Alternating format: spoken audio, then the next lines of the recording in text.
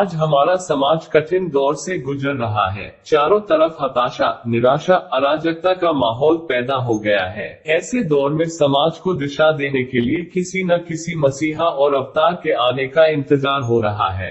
विकल्प की तलाश जारी है। 20 करोड़ से भी ज्यादा की बड़ी आबादी वाला समाज सामाजिक, राजनीतिक, आर्थिक उपेक्षाओं का शिकार हो रहा है। नेतृत्व विहीन मछुआ समुदाय शोषण और उत्पीड़न की चरम अवस्था तक पहुंच चुका है। हालांकि समुदाय की एकता स्थापित करने के लिए अनेकों राजनीतिक दलों एवं सामाजिक संगठन कई दशकों से प्रयास कर रहे हैं, लेकिन आंशिक सफलता के अलावा समाज को कुछ नहीं मिला। पिछले कई वर्षों से राष्ट्रीय स्तर पर एकता स्थापित करने के लिए अनेकों प्रयास किए गए। ये प्रयास आज भी जारी है, लेकिन दिशाहीन और विकल्पहीनता के कारण असफल हो रहे हैं। कई संगठनों और पार्टियों ने बड़े दावों के साथ लाखों की संख्या में मछुआ समुदाय को एकत्रित करने की घोषणा की, लेकिन सभी धरना प्रदर्शनों में जन समुदाय नहीं पहुंच पाया। देखने में आया है कि समाज के तथाकथित नेता ही समाज के लोगों को धिक्कारने लगते हैं कि हमारे समाज के लोग ही साथ नहीं दे पाते हैं। यहाँ तक समाज के नेता अपने ही समाज के लोगों को गाली देने से भी पीछे नहीं हटते। पिछले आंदोलन के नतीजों पर कोई भी संगठन या नेता पुनर्विचार नहीं करता कि हम असफल क्यों हुए,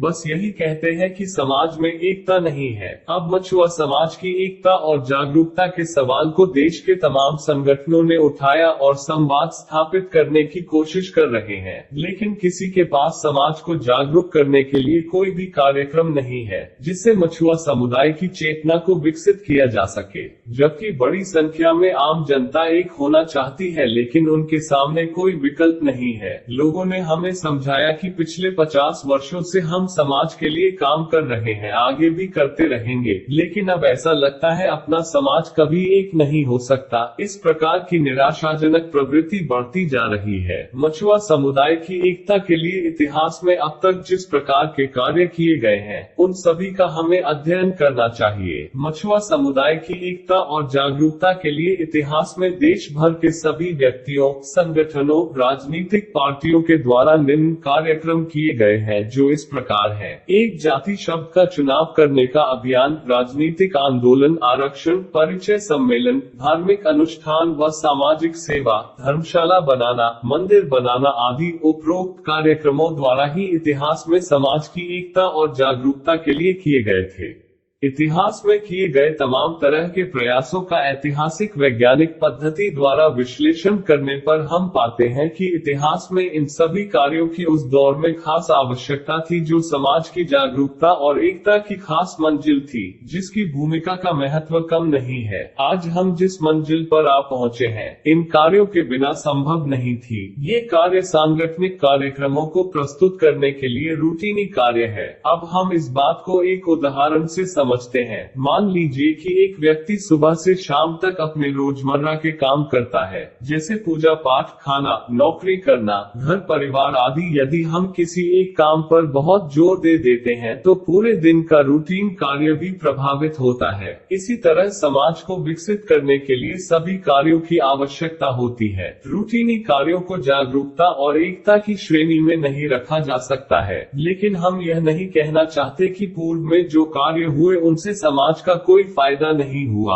आज हम जिस नतीजे पर पहुंचे हैं, ये पूर्व किए गए कार्यों का नतीजा है। अब तक जो कार्य हो चुके हैं उनसे आगे बढ़ने की आवश्यकता है। आधुनिक युग में समाज के बुद्धिजीवियों, व्यक्तियों, संगठनों और पार्टियों द्वारा समाज की एकता और जागरूकता के लिए जिन उपायों पर काम किया जा रहा है, घूम फिर कर वही कार्य हैं जो पिछले 50 वर्षों से लोग कर रहे हैं। अब ये कार्य और भी बड़े पैमाने पर होने लगे। इस प्रकार हम देखते हैं कि तमाम प्रयासों के बावजूद भी समाज विभिन्न टुकड़ों में बिखर गया है। मछुआ समुदाय सैकड़ों संगठनों और पार्टियों में बंटकर अपने अस्मिता की लड़ाई लड़ने की कोशिश कर रहा है। अब सवाल उठता है कि क्या करें। हम आपसे एकदम साफ कह देना चाहते हैं कि समाज की एकता स्थापित करने का कोई भी शॉर्टकट रास्ता नहीं है। अब वैचारिक आधार पर काम करना बाकी है। आज हमारी लड़ाई अस्मिता तक ही सीमित नहीं होनी चाहिए। अस्मिता और अस्तित्व दोनों संघर्षों को साथ साथ चलाना पड़ेगा।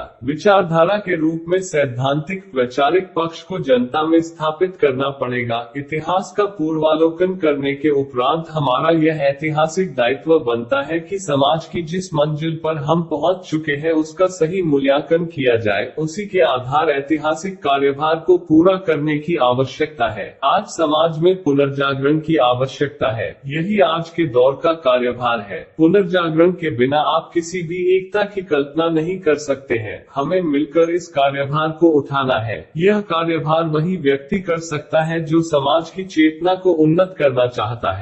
पुनर्जागरण से हमारा तात्पर्य क्या है? पुनर्जागरण का अर्थ होता है फिर से जगाना, सोए हुए को फिर से जगाना, अर्थात अपनी प्राचीनता को समझते हुए अस्मिता और अस्तित्व के संघर्षों को कला, विज्ञान, साहित्य द्वारा नए सिरे से अनुसंधान और प्रचार करना, ज्ञान विज्ञान का विस्तार करना तथा समाज में वैज्ञानिक नजरिए को स्थापित करना ही पुनर्जागरण कहलाता है। पुनर्जागरण एक सांस्कृतिक, सामाजिक और राजनैतिक आंदोलन है जो वर्तमान युग का प्रधान विषय होना चाहिए। पुनर्जागरण सामाजिक रूपांतरण में सांस्कृतिक, वैज्ञानिक आधार प्रदान करता है। पुनर्जागरण हर सूरत में बेजान समाज को बदलने और उसमें जान डालकर समाज की मौलिक प्रतिभा में नए विचारों को देश काल की परिस्थितियों के अनुकूल विकसित करेगा। जब तक सैद्धांतिक पक्ष मजबूत नहीं होगा तब तक व्यवहारिक रूप में समाज की तमाम तरह की एकता अस्थायी एकता होगी। विचारधारात्मक एकता को पुनर्जागरण द्वारा ही विकसित किया जा सकता है।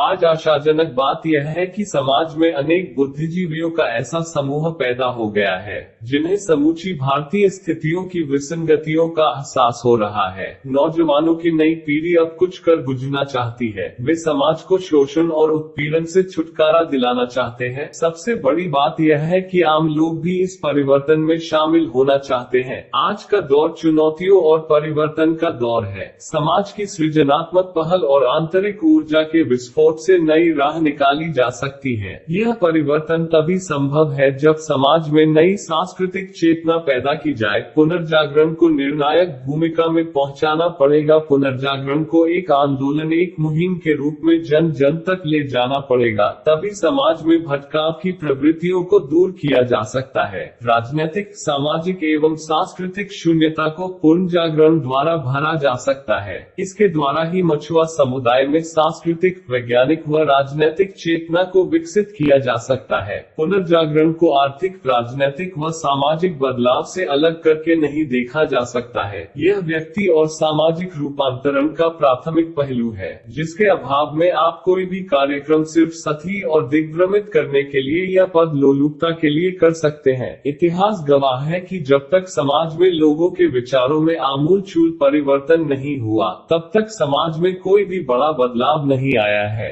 यूरोप के पुनर्जागरण से ही विज्ञान, आविष्कार, प्रगतिशील विचारों को बल मिल पाया और बौद्धिक सांस्कृतिक परिवेश का निर्माण हुआ। तभी यूरोप के लोग धर्म से ऊपर उठकर सोचने लगे। व्यवहारिक और वैज्ञानिक दृष्टिकोण बना तब जाकर भारत और अमेरिका की खोज संभव हो पाई, नहीं तो कभी भी यह खोज संभव नहीं थी। प्राचीन यूनान के पुनर्जागरण ने मानवीय गौरव गाथा को स्थापित किया तो इतावली में मानवीय आदर्श स्थापित किए गए, जबकि जर्मन ने वैज्ञानिक उपलब्धियों के द्वारा भूगोल में क्रांतिकारी परिवर्तन कर दिया। मछुआ समुदाय विविधताओं वाला समाज है। समाज की एकता को स्थापित करने के लिए पुनर्जागरण हमारे दौर का प्राथमिक व अनिवार्य कार्यभार है। अब सवाल उठता है कि पुनर्जागरण समाज के रूपांतरण में अपनी भूमिका कैसे निभाएगा। हम आप सभी को सुनिश्चित कर देना चाहते हैं कि पुनर्जागरण की शुरुआत सामाजिक कार्यवाहियों के दौरान लगातार श्रृंखलाबद्ध तरीकों से नए आंदोलन को चलाने की आवश्यकता है। पुनर्जागरण के माध्यम से समाज में बढ़ रहे अलगाव, भटकाव, संकीर्णता, अहंकार, जड़सूत्रवाद, व्यक्तिवाद इत्यादि बुराइयों की जगह सृजनात्मक, सामूहिकता, संवेदनशीलता एवं मानवीय गुणों को स्थापित किया जाएगा। इतिहास बोध, चेतना, सामाजिक परिवर्तन के सिद्धांत, ऐतिहासिक वैज्ञानिक नजरिए को समाज में स्थापित किया जाएगा। पुनर्जागरण आज के दौर की आवश्यकता ही नहीं, अनिवार्य शर्त भी है। जाहिर है पुनर्जागरण समाज और व्यक्तिगत रूपांतरण परिवर्तन के लिए बुनियादी कार्यभार है। हम उन नौजवानों, बुद्धिजीवियों और परिवर्तन में विश्वास रखने वाले जिंदादिल लोगों से आह्वान करते हैं कि इस ऐतिहासिक दायित्व में अपना योगदान दें। आप भी इस पुनर्जागरण आंदोलन में शामिल होकर अपने समाज की चेतना को उन्नत करने में अपनी भूमिका सुनिश्चित करें। ऐतिहासिक दायित्व बोध आपको और अधिक समाज के नजदीक जाएगा।